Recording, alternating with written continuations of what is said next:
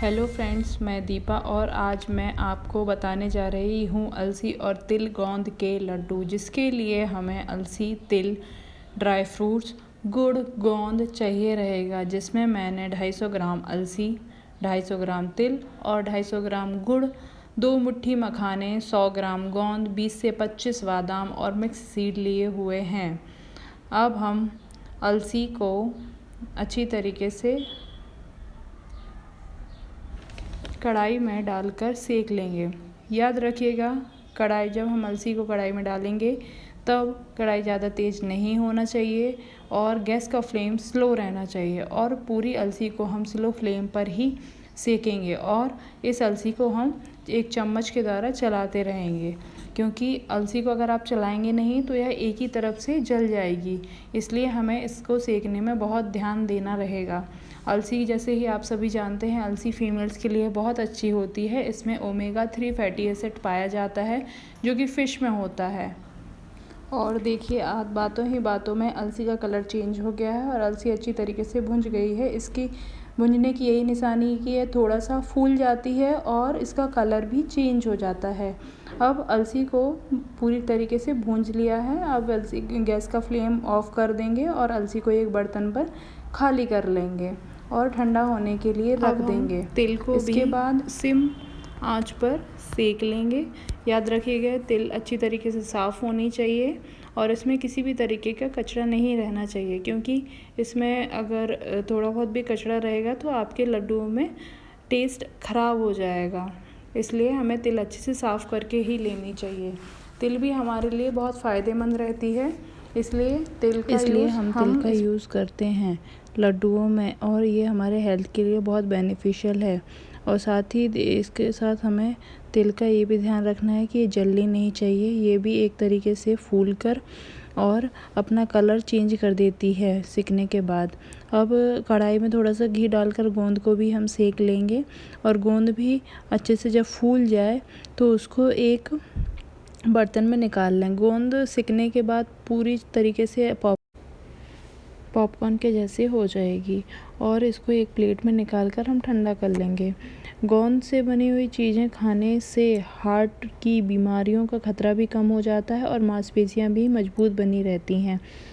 जो लोग गोंद के लड्डुओं को सुबह दूध के साथ पीते हैं, उनकी इम्यूनिटी भी बहुत स्ट्रॉन्ग होती है। और प्रेग्नेंट महिलाओं के लिए भी गोंद फ़ायदेमंद माना जाता है। बच्चों के जन्म के बाद महिलाओं को गोंद के लड्डू भी खिलाए जाते हैं, इसलिए गोंद बहुत फ़ायदेमंद होती है। अब गोंद को एक प्लेट में निकाल लिया हमने और इसके बाद एक कढ़ाई में 1 बड़ा चम्मच घी डाल देंगे। इसके बाद हमारे जो ड्राई फ्रूट्स हैं, हम उसको क्रंची होने तक सेकेंगे। बादाम को अच्छी तरीके से घी में हमें सेक लेना है, क्योंकि फिर इसको पीसने में आसानी हो जाएगी। और घी जैसे ही गर्म हो जाएगा उसमें हम ये बादाम डाल देंगे और इसको सिम आंच पर सेकते रहेंगे। बादाम में प्रोटीन और फाइबर काफ़ी अच्छी मात्रा में होता है, जो पेट को देर तक भरा रहता है और अस्वस्थ चीज़ खाने की आशंका कम हो जाती है। इसके अलावा बादाम जैसे कि नट्स खाने से मेटाबॉलिज्म काफ़ी तेज़ हो जाता है और ये हमारी बॉडी में बहुत अच्छे से फैट बर्न का काम करता है।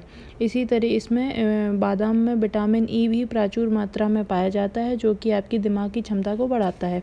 इसलिए बादाम हमें डेली खाना चाहिए और जितना अच्छा हो सके उतनी चीज़ों के साथ मिला कर उसको खाना चाहिए। साथ ही हम इसमें मिक्स सीड्स होते हैं, जो कि खजूर हुए, तरबूज हुए और बाकी के जो मिक्स सीड्स आते हैं वो भी हमें इसमें सेक लेने हैं। और अच्छे से भूनने के बाद सीड्स को भी हम सेक के एक प्लेट में निकाल लेंगे और ठंडा करने को रख देंगे। जैसे कि मिक्स सीड्स की बात करें तो मिक्स सीड्स में हमारे कद्दू के बीज आते हैं, सब्जा का बीज आता है, तिल होता है, सूरजमुखी के बीज होते हैं, खरबूजे के बीज होते हैं, तरबूजे के बीज होते हैं। सारे ही बीज मिक्स सीड्स के अंदर आते हैं और ये एक मिक्स सीड एक सुपर फूड है, जिसमें भरपूर मात्रा में vitamin B, magnesium, calcium, copper, iron, zinc, potassium आदि जैसे मिनरल पाए जाते हैं। साथ ही इसमें ओमेगा 3 एसिड्स भी मिलता है जो कि अलसी में भी होता है।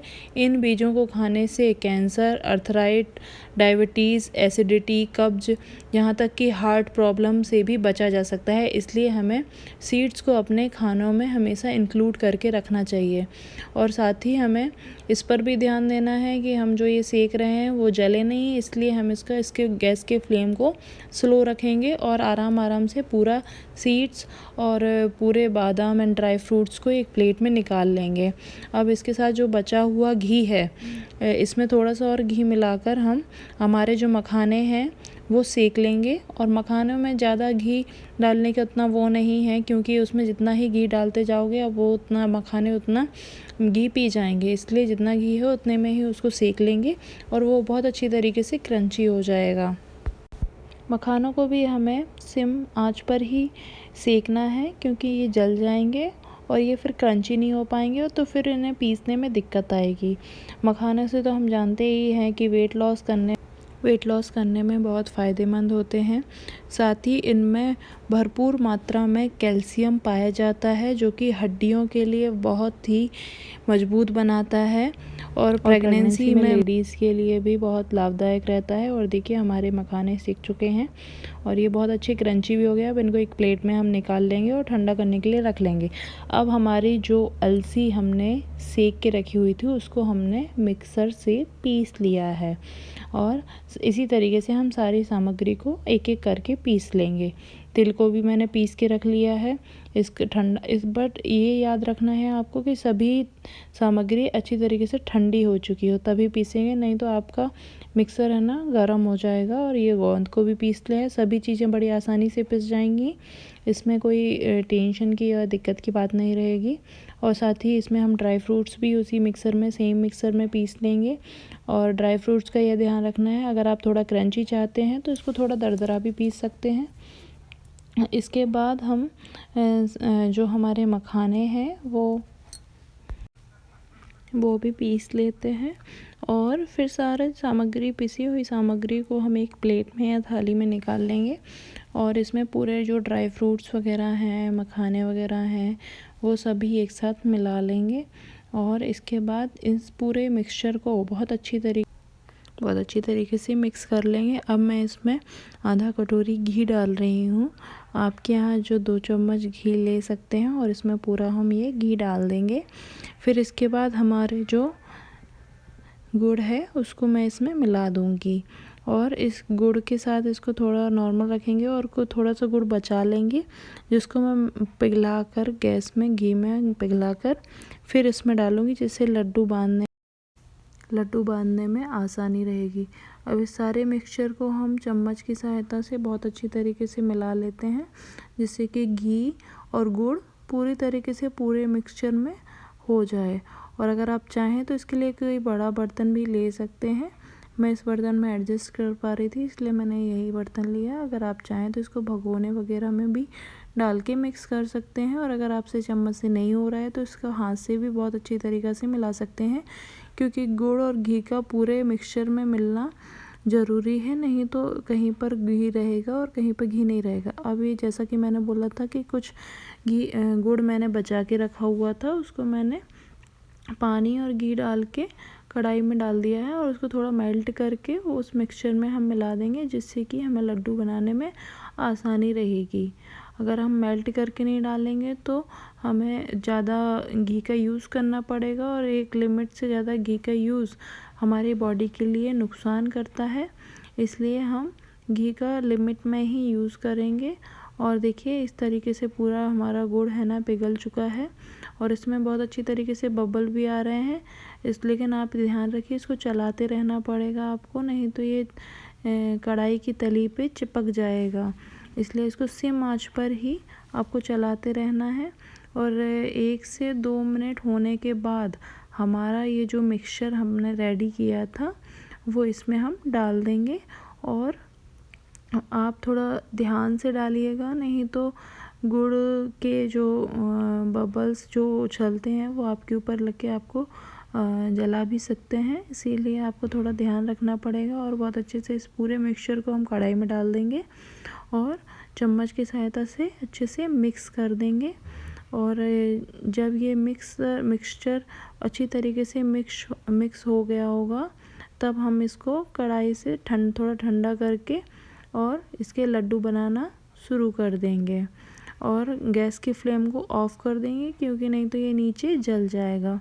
अब हाथों में थोड़ा सा पानी या घी लगाकर हम इसके लड्डू बनाना स्टार्ट करते हैं। और लड्डू बनाने से पहले हम इसको थोड़ा सा अपने मुट्ठी में लेके मसल लेंगे, जिससे कि लड्डुओं को जोड़ने में आसानी रहेगी। नहीं तो लड्डू में कहीं पर गुड़ रहेगा, कहीं पर गुड़ नहीं रहेगा।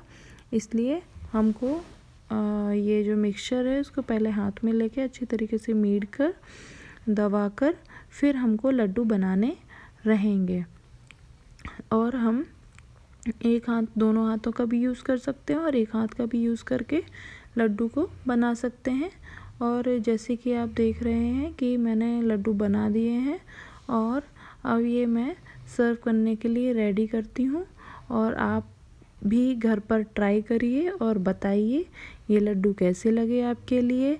और हाँ, याद रखिएगा ये थोड़ा सा मिक्सचर गरम रहेगा, तो थोड़ा ध्यान से करिएगा, आपको हाथ में जला ना दे, इसलिए आप थोड़ा ध्यान से करिए। और हाथों में कंटिन्यूसली पानी लगाते रहिए, जिससे कि ज़्यादा जल ना पाए आपका हाथ। और इसी तरीके से पूरे लड्डू रेडी हो जाते हैं। और आपको ये लड्डू बहुत फ़ायदा करेंगे। अगर आपके घर में कोई ऐसी लेडीज़ हैं जिनको घुटनों की तकलीफ़ है, या फिर हड्डियों से रिलेटेड कोई तकलीफ़ है, या फिर सर्दियाँ में सर्दी जुकाम ऐसी चीज़ें ज़्यादा होती हैं, तो ये दिन में एक लड्डू खाएं और अपना बॉडी के लिए गर्माहट दें। और इसी तरीके से हमारा देखिए ये पूरे लड्डू बन जाएंगे। और इसके बाद हम इसको सर्व करने के लिए इसको आप ज़्यादा दिनों तक भी स्टोर करके रख सकते हैं।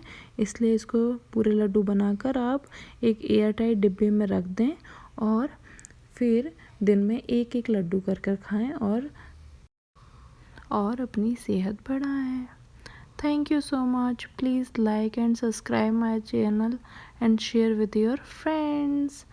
Thank you.